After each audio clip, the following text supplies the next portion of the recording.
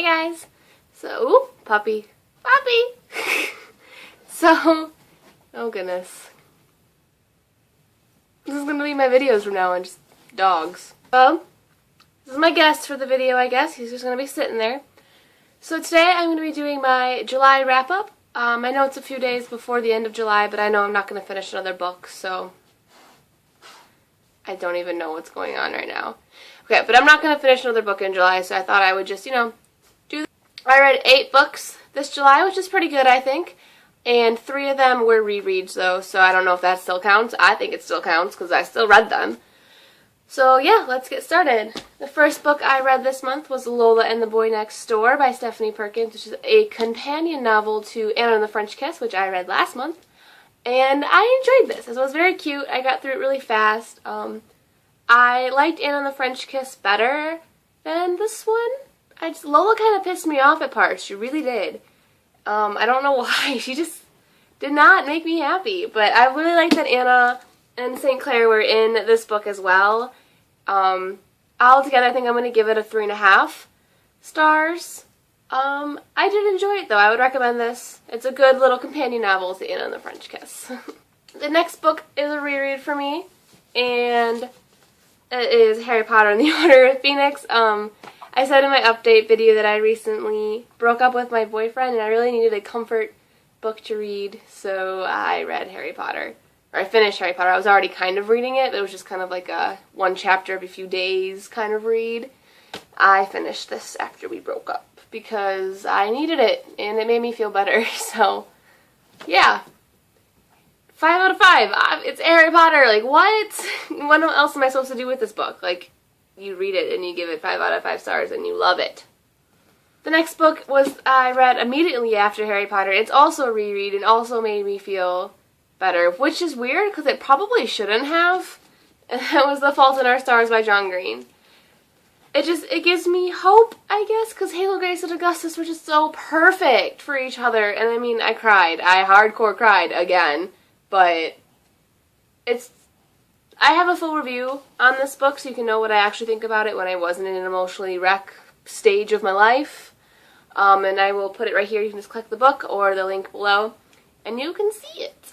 The next book, another reread, was actually the first book I finished in the BookTubeathon, and that is Crank by Ellen Hopkins. I haven't read this book since high school, so I knew the premise of it, but I didn't really remember what it actually was about. Well, obviously it's about Crank, but, I didn't remember the actual story, and I loved it even more the second time. It was fantastic, and I can't wait to get my hands on the second book. I didn't even know there was a second book until recently, so that's exciting. I think I gave this 4 out of 5. I really love Ellen Hopkins' writing style, how she writes in verse, except for it's actually prose. I think that's pretty cool. I would recommend this book to anyone who wants to start out with Ellen Hopkins. This is more tame for her stuff. If you really want a messed up book by Ellen Hopkins, identical. Holy crap. But this is a good kind of more tame one if you want to start reading her. The next is also for the BookTubeathon. I read The Stranger by Albert Camus. This was the Read a Classic challenge. So I read it in a couple of hours. It's an interesting book to say the least. I gave it a 4 out of 5 stars. It didn't hold my attention the way I would have wanted it to. But, it's there. Also for the BookTubeathon, I listened to the audiobook of The Knife of Never Letting Go by Patrick Ness, and I loved it. That book. Oh my god, that book! Like, if you haven't seen my BookTubeathon wrap-up, I talked about it there. I'll link it here, up here somewhere, and down below. But the book was just fantastic, and I almost want to just go buy it and read it again, or read it for the first time instead of listening to it. It was just, oh my god. It was such a good book, and I was so just emotionally invested in this book, and I'm about halfway through the sequel in the Chaos Walking trilogy, The Ask and the Answer, and oh my god, oh my god, oh my god, oh my god. If you guys haven't read these books or know what they're about, pretty much it's, The Knife of Never Letting Go is about Todd Hewitt, who is 12 years old, but he's about a month away from turning 13, which in New World, is a new planet that these people have settled on, is where you become a man, and shit hits the fan pretty much, and like all of the things that he's been told his whole life are just wrong. And in this planet there's noise, which means all the men on the planet can hear every single thought of every other man on the planet. The things, just the symbolism and the things, and there's just so much I could talk about this book, and I'm going to be doing a full review on it soon, and I'll probably end up doing a full review on the whole series once I finally finish it, because I'm still listening to the Ask and the Answer. I figured I might as well finish this series how I started it, and I really like listening to it because I feel like I'm just there, and it's like I'm watching a movie as I'm driving to work, and it's really cool, and I really like it. Okay, rant about that book over. I have 5 out of 5 stars. It was so good. What do you see? The mail's here. He's freaking out. Mail's here. Mail! The last book I read for the readathon was City of Bones by Cassandra Clare. This was the challenge for book that's been on your shelf the longest. I think I bought this the year it came out, actually. Someone told me about it, and I was like, oh, that sounds interesting. Yeah, I'll read it. And I never did. So we have this. I gave it a 4 out of 5 stars. I did really enjoy it, but it wasn't all that original, in my opinion. It was very much like Harry Potter, and it was very much like Star Wars, and the ending pissed me off a lot. But I'm thinking I'm going to be doing a book discussion on this one, because I want to do a review, but I want to have spoilers, so I'm going to put it in a book discussion form, so it's just going to be like that, because I need to talk about these things. I don't want to, like, put it around, I don't want to go around it, I want to talk about it.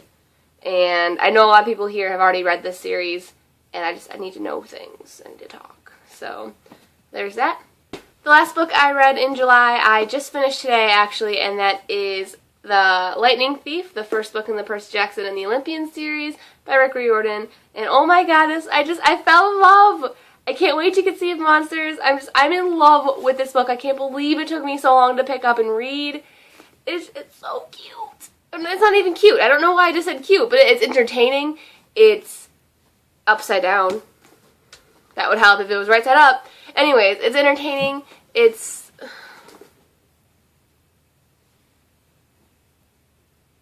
The male guy's at the next house over, and apparently this isn't happening. She's not having any of this. Can you sit, please? Chase. Whoa! I learned a lot in this. I'm really into Greek mythology, but I kind of put that away for a while. I really liked it in like junior high and high school. And then I kind of just got over it, I guess. But it's brought me back into it, and I love it. And I had a really hard time not picturing the gods like they look in the Disney movie Hercules. Bad. Like, he was like, Zeus is sitting there in like a pinstripe suit. I was like, no, he's not. He's glowing, and he has a toga on, obviously. And he looks like Santa with the beard. Like, no. But I did really enjoy this. I am now emotionally invested in the romantic life of 12-year-olds in 2 different books. This book and The Knife of Neverland. This book and in the Chaos Walking series by Patrick Ness. They're 12 and 13 years old, or 13 and 14, like, and I really care about their love life, and I really care about Percy Jackson and Annabeth. I also plan on watching the movie, probably today. Honestly, it's rainy and gross, and I don't feel like reading anything right now. So I'll probably do a movie and book review. I've heard really bad things about the movie. I have seen it before, but that was a couple years ago, like when it first came out on DVD, and I don't remember it. I think I fell asleep, to be honest with you. I have heard that it's not like the book at all, so I guess we shall see. As for August, I don't know what I'm going to read. Like I said before, I am listening to the second book in the Chaos Walking series by Patrick Ness. I also recently bought The Cuckoo's Calling by Robert Galbraith, aka J.K. Rowling. J.K. Rowling.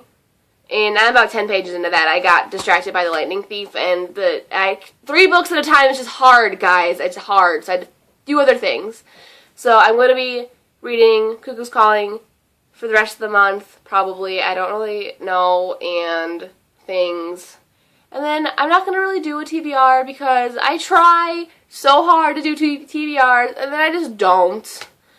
And honestly, I have all these books over here. Like, look. You can see all of those books. All of them. Just about all of them I haven't read before, and I just don't want to read any of them.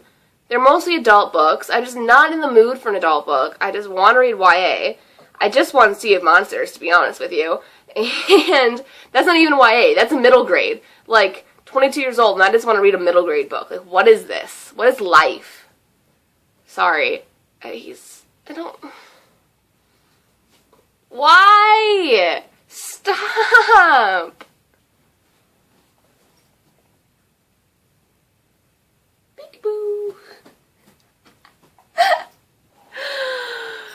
Okay, it's time for me to end this video. Words are just done.